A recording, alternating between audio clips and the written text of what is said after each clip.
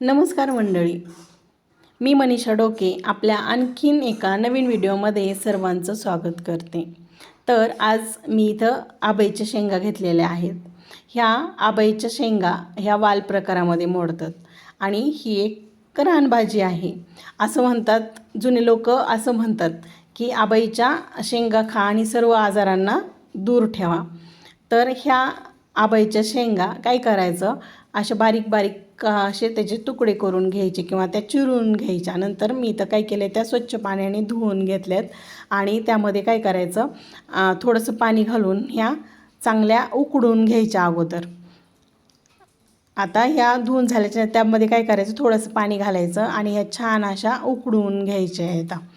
आणि इथं मी काय केलेलं आहे, 2 मीडियम साईजचे असे कांदे घेतलेले आहेत। या कांद्यांना काय करायचं, उभ्या चिरा मारून घ्यायच्या। दोन्हीही कांद्यांना अशा मी उभ्या चिरा मारून घेतल्यात। आणि ह्या कांद्यांचं काय करायचं, हे वरचं जे असतं की नाही मुळाकडचा भाग तो थोडा कापून घ्यायचा, कारण त्याला माती वगैरे असू शकते ना, त्याच्यामुळे तो कापून घ्यायची। आणि नंतर हे छान असे कांदे काय करायचे, काळे होईपर्यंत भाजून घ्यायचे असे गॅसवर। तुमच्याकडे चूल असली तर चुलीत भाजले तर आणखीनच छान। आता तिकडं दुसऱ्या गॅसवर कांदे भाजतायत, तोवर इकडं आपल्या शेंगाही छान अशा इथं शिजलेल्या आहेत आणि इथं कांदेही छान भाजतायत। आता इथं शेंगा एकदम छान अशा उकडून निघालेल्या आहेत। आता ह्याच्यामधलं काय करायचं, जे काळं पाणी निघालं की नाही उकडल्यामुळं, ते काळं पाणी काढून घ्यायचं।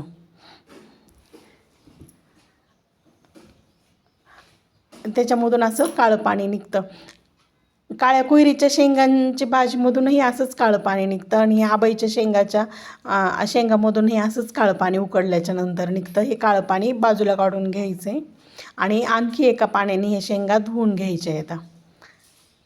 आता इकडं काय करायचं, तोपर्यंत मी काय केलं, गॅसवर तवा मांडून ठेवला आहे आणि त्यावर तेल घालायचं।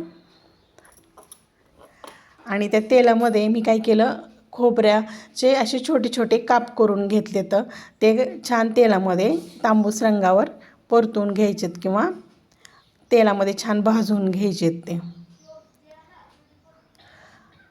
आणि नंतर त्यामध्ये मी एक कुडी लसणाची सोलून घेतली होती, थोडंसं आल्याचा तुकडा त्याचे तुकडे करून घेतले होते, ते घालायचे, तेही छान परतून घ्यायचेत। नंतर मी 2 जे कांदे भाजून घेतले होते की नाही, ते भाजलेले कांदेही ते तेलामध्ये छान असे परतून घ्यायचे आहेत, की जेणेकरून आपल्या भाजीला छान अशी टेस्ट येते। आता ही सर्व जिन्नस इथं आपण तेलामध्ये छान परतून घेतलेले आहेत। आता आपण हे काढून घेऊयात। एका प्लेटीमध्ये मी ही काढून घेतलेत आणि हे काय करायचं, थंड होऊन द्यायचं आणि नंतर ते मिक्सरमध्ये छान असं फिरवून घ्यायचं, बारीक फिरवून घ्यायचे। आता इथं थंड झाले हे सर्व साहित्य। आपण काय करूया, मिक्सरचं छोटं भांडं घेतलं आहे मी, त्यामध्ये हे सर्व जिन्नस घालायचे। नंतर आणखी त्यामध्ये हिरवीगार अशी कोथिंबीर घालायची आहे आणि कढीपत्ता जर वाटणामध्ये वाटून घेतला ना, तर भाजीला टेस्ट खूप छान येते बरं का। नंतर त्यामध्ये मीठ घालायचे। कांदा वाटण्यासाठी कधी मीठ घातलं ना, कांदा बारीक वाटला जातो। आणि हे छान असं मिक्सरला बारीक करून घ्यायचे। आपलं वाटण इथं तयार आहे। असं बारीक छान वाटण तयार झालेलं आहे। आता मी इथं गॅसवर कढई मांडून घेतली, त्यामध्ये तेल घातले।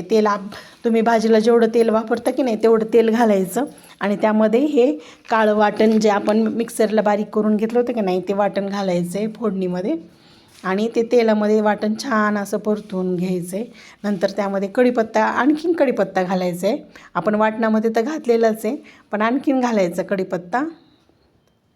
आणि नंतर त्यामध्ये काय करायचं आहे, सगळे पावडर मसाले घालायचे। त्यामध्ये लाल तिखट, कांदा लसूण मसाला, गरम मसाला, धणे पावडर, त्यानंतर काळं तिखट जे घरी बनवले ते आणि हळद पावडर, असे मसाले त्यामध्ये घालायचे आणि छान असं वाटणामध्ये घालून तेलामध्ये मसाले परतून घ्यायचे।